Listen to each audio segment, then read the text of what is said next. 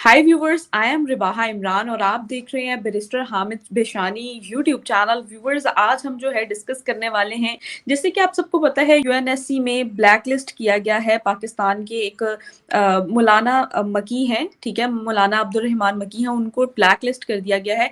आप इस खबर को कैसे देखते हैं, क्या कहना चाहेंगे, इसका बैकग्राउंड क्या है, उनको ब्लैक लिस्ट ही क्यों किया गया?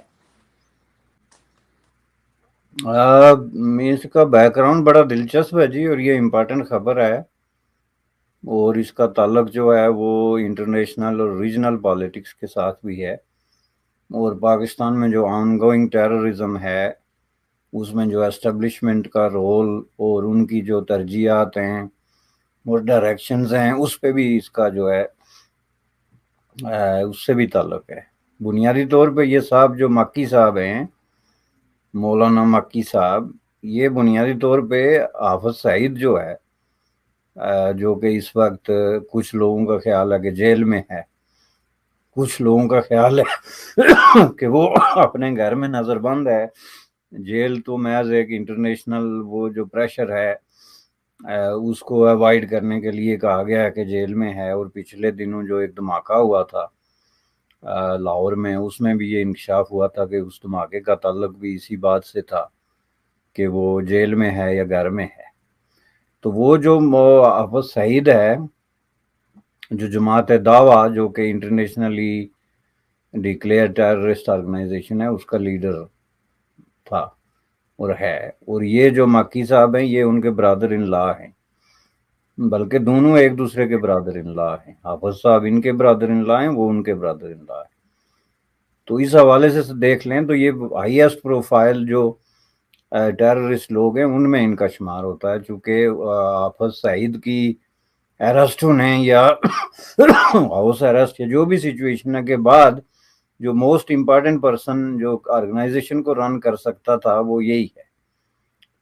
तो इस हवाले से जो है ना, इनके माजी पे भी बहुत सारे सवालात हैं। एक ज़माने में ये इस्लामिक यूनिवर्सिटी में इस्लामाबाद में जो है वो प्रोफेसर रहे हैं, और ये वो ज़माना था जब ओसामा बिन लादेन के जो उस्ताद थे वो भी उस यूनिवर्सिटी में पढ़ाते थे। और ये वो ज़माना था जब इंटरनेशनल जो टेररिस्ट लिंक्स थे वो बनते थे पाकिस्तान के साथ। That was the beginning of all this nightmare. तो इस हवाले से ये एक इम्पॉर्टेंट पर्सन थे जिसको इंटरनेशनली जो है वो ब्लैक लिस्ट किया गया। लेकिन ये इससे पहले इनकी ब्लैक लिस्ट होने की कोशिशें होती रही हैं, जिनको जो है वो रोका गया। और उनको रोकने में रोल जो है वो चीन ने प्ले किया था।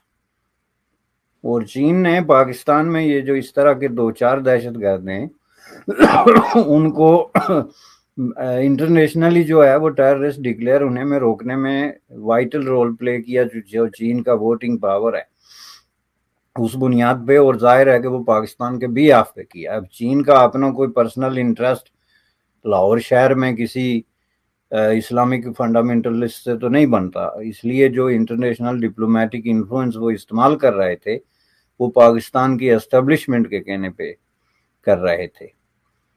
इससे पहले आपको याद होगा कि चीन ने जो है वो वीटो किया था मौलाना महसूद अजहर को, जब जो है वो इंटरनेशनली ब्लैक लिस्ट किया जा रहा था। तो अब जाहिर है कि ये ताल्लुक जो है वो बुनियादी तौर पे इसी वजह से बनता था कि ये पाकिस्तान की ऑफिशियल रिक्वेस्ट थी चीन के साथ कि इस तरह हमें बचाया जाए। और इसमें बचाने का फलसफा क्या था कि पाकिस्तान जो है वो गुज़श्ता 30 साल से जो है इंटरनेशनल कम्युनिटी से झूठ बोल रहा था कि हमारे यहाँ कोई दहशतगर्द हैं या उनके कोई शेल्टर सेंटर्स हैं या उनके कोई ट्रेनिंग सेंटर्स हैं या हम उनको कोई राहत देते हैं। उसमें उनकी प्ली ये थी कि हमें तो पता ही नहीं। और यहाँ अगर कोई इस्लामिस्ट को इस तरह के लोग हैं तो ये बड़े नेकोकार किस्म के लोग हैं, ये तो नेकी कमाने या जन्नत में जाने वाले लोग हैं, इनको क्या लगे और दहशतगर्दी को क्या लगे। और ये बात करके तो ये इवन हाफिज सईद और मौलाना महसूद अजहर जैसे नाउन किस्म के जो दहशतगर्द थे उनको भी जो है वो बचाते रहे। ये जब जाके तो बहुत ज्यादा जो है आप यूं समझ लें कि इंटरनेशनल प्रेशर बढ़ा और ये मामला जाके FATF के साथ भी जुड़ गए तो उस वक्त जो है वो पाकिस्तान को रियलाइज हुआ कि ये तो हमने 100 प्याज भी खाया है और 100 जूते भी खाए।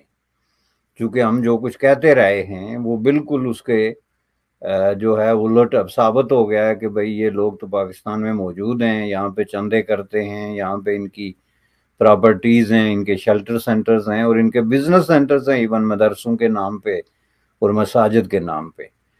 تو یہ اس بات کو جو ہے ظاہر ہے پروٹیکٹ کرنے کے لیے چین کو انہوں نے استعمال کیا تقریباً 3 بار جب ووٹنگ ہوئی، جس میں پاکستان کے بلیک لسٹ ہونے والے اسلامی بنیاد پرست جو دہشت گرد ہیں وہ شامل تھے۔ ان میں سے یہ آخری بندہ تھا جس کو انہوں نے روکنے کی کوشش کی۔ لیکن اب جو سچویشن نے نیا ٹرن لیا ہے اور حالات جو بدل رہے ہیں، اس کی روشنی میں چین کے لیے اب یہ ممکن نہیں رہا تھا کہ وہ بار بار اپنے ووٹ کا استعمال کرے، کیونکہ اس کو بھی ظاہر ہے کہ انٹرنیشنل کمیونٹی کو ایکسپلین کرنا پڑتا ہے۔ تو اس لیے انہوں نے اس دفعہ جو ہے وہ اپنا انفلوئنس استعمال نہیں کیا اور یہ صاحب جو ہے وہ بلیک لسٹ ڈکلیئر ہو گئے ہیں۔ یہ ہے اس کی بیک گراؤنڈ اور یہ ہے اس کی وجہ۔ بہت شکریہ سر۔